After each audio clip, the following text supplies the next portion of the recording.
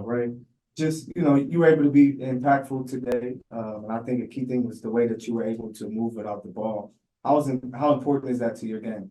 Yeah, I just want to come in and bring energy, and we emphasize a lot on moving without the ball and cutting to the ball because they're being pretty cluttering in the paint. So I just was trying to do the things that we were looking for.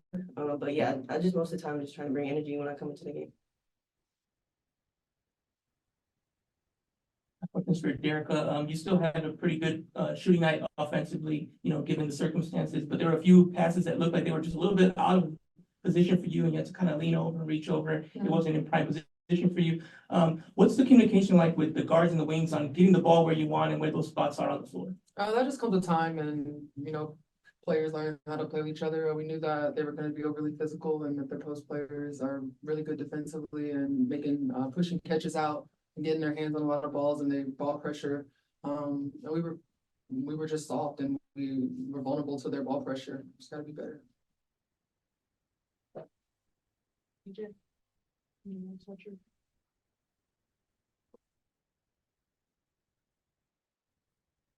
Hey, Dearica and Rae, this question is for both of you. Coming off of that long road trip, how much did fatigue affect tonight's performance?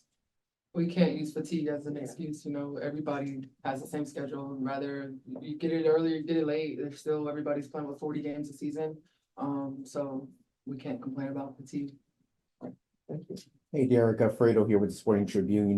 Despite your career numbers you've been putting up early in the year, the team has now lost 7 out of the first 9 games. As leader of this team, how can you kind of keep your teammates motivated, focused, and determined to kind of, take care of the weekend series here? Yeah, that's what we just discussed in the locker room. We gotta find the heart and the passion that we were playing with the preseason games and the first 3 or 4 games of the season, and losing is deflating. But bigger picture, we know it's a long season. We know we're rebuilding in a sense.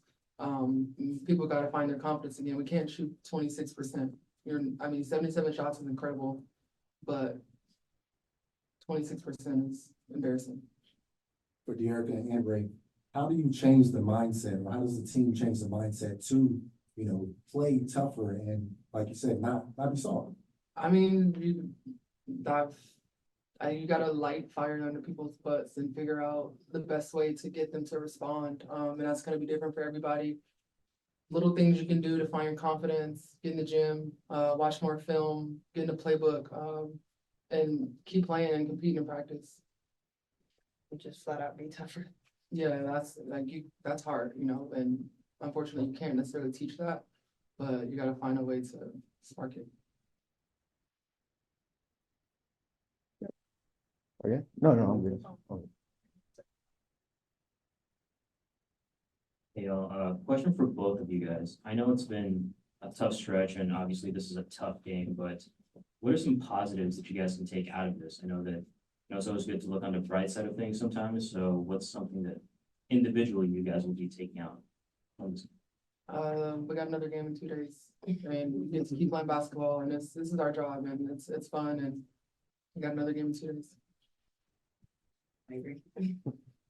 This is for either one of you. Can you discuss how critical it is for your point guards to be on in order for you all to have success?